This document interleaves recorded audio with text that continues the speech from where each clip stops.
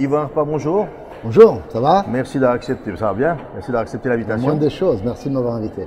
Comment ça se passe depuis quelques jours, là, depuis qu'on est à Bâle? Honnêtement, super foire, ça s'est vraiment bien passé. Alors je suis aux anges, ravi. En fait, j'ai transformé des montres qui sont très fortes en caractère avec aussi d'autres un peu plus classiques.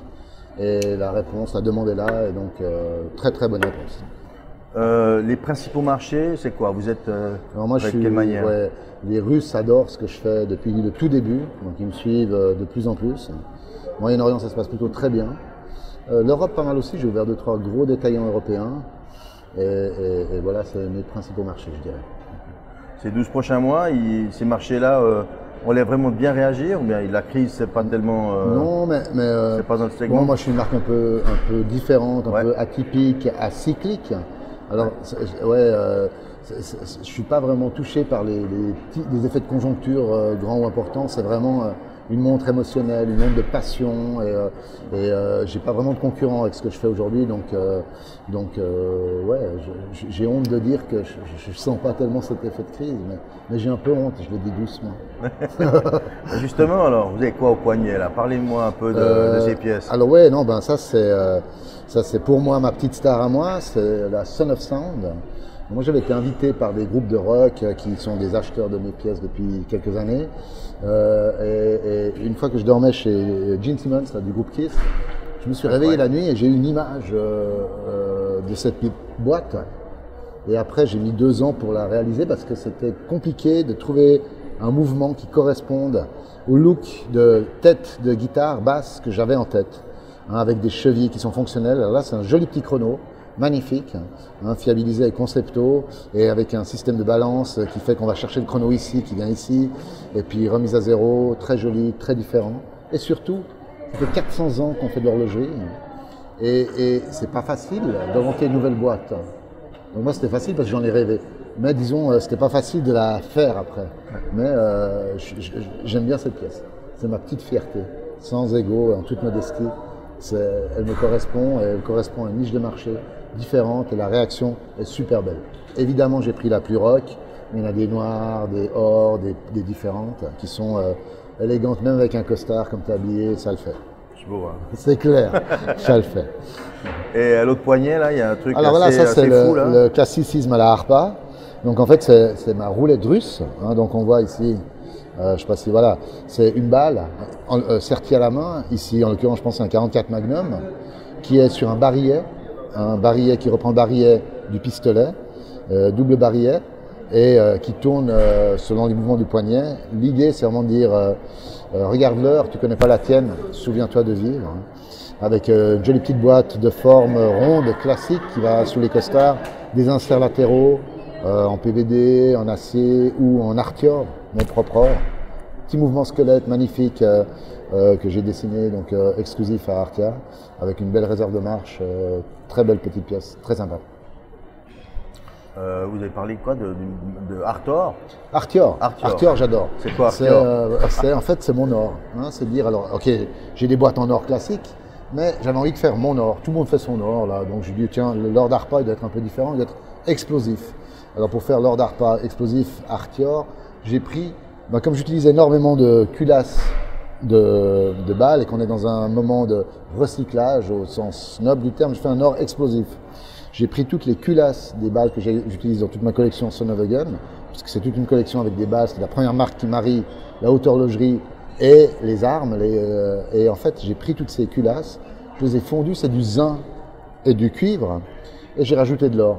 Hein, c'est l'Artior, j'adore.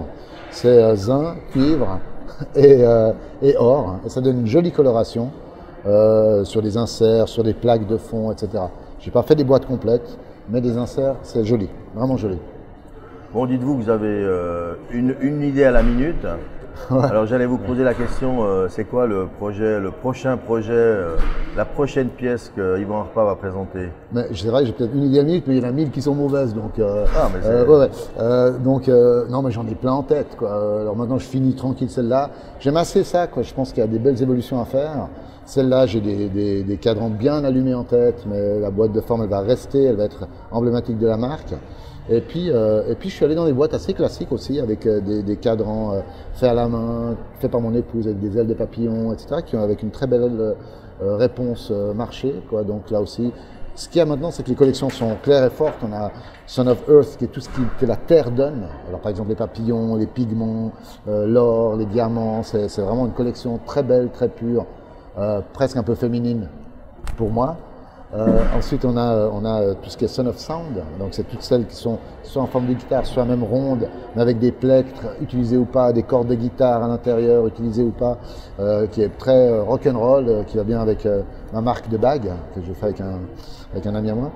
Et puis on a après tout ce qui est Son of a Gun, qui est la collection avec tout ce qui est les balles de revolver, avec un message philosophique positif, et avec des balles recyclées.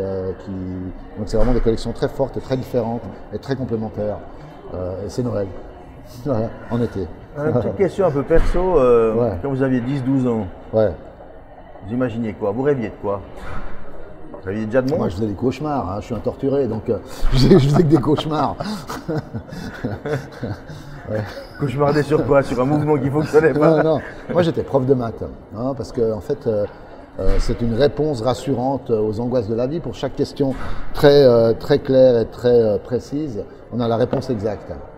Malheureusement, j'ai quitté ce monde et maintenant je suis dans l'émotion et la création. Donc pour chaque question, j'ai 4500 réponses. C'est bien aussi, mais c'est un peu plus déstabilisant, c'est un peu plus exubérant, c'est un peu plus différent. Voilà. Puis une petite dernière question. Est-ce qu'il y a une question qu'un journaliste vous a jamais posée, mais à laquelle vous auriez bien voulu répondre?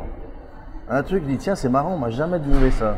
Tiens, c'est une. Ben celle-là, on me l'a jamais faite, par exemple. Donc, celle-là, ouais, on me l'a jamais faite. Donc, ouais, je suis content que tu me la poses.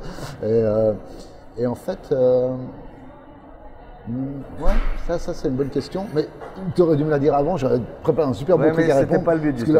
Non. Écoute, une question qu'on m'a jamais posée, je pense, c'est un peu. Ouais, celle-là, j'aurais bien aimé. C'est. Qu'est-ce qui me choque le plus dans l'horlogerie aujourd'hui? Okay. Parce que tout le monde me dit, finalement, c'est moi qui choque parce que je fais des pièces avec du sang, avec des balles, avec un. Et pas du tout. Il y a toujours une réflexion philosophique ou même mathématique qui donne la création d'une pièce et ça vaut la peine de la partager. On partage ou pas la pièce, c'est égal, qu'on aime ou pas la pièce, mais la réflexion, elle vaut la peine d'être partagée.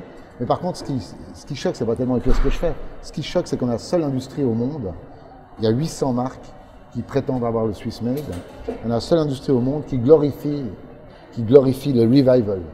Oh, il a fait la même montre qu'il y a 100 ans en arrière. Oh, magnifique, regarde et tout. Mais on s'en fout, quoi. Enfin, en tout cas, moi, je dis pas, plein de monde s'en fout pas, et tant mieux pour eux. Mais ce qui est fou, c'est que, mettons que j'étais un architecte, un bon architecte, que je suis pas du tout.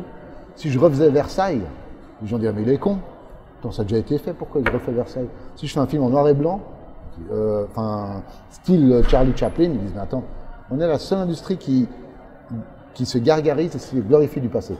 Qui est sûrement très bien aussi, parce que ça donne la crédibilité à l'avenir. Mais, peut-être ça me choque. Moi, ça me choque plus, cette glorification du passé, de refaire comme on faisait il y a 100 ans, que de chercher des voies nouvelles pour les poignets, parce que la grande guerre du futur, c'est le poignet.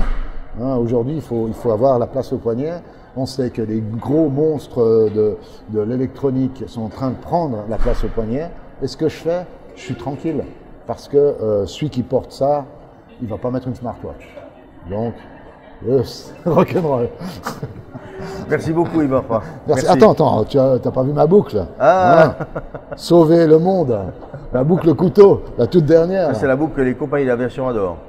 Ouais, tu vois, détourner le Boeing comme ça, c'est un peu difficile. Non, c'est pour te sauver en cas d'accident, si ta ceinture est coincée, ouvrir ton courrier, ouvrir tes paquets, ouvrir ta montre, etc. Quoi. Merci tout le monde. Merci, Yvan. Bye.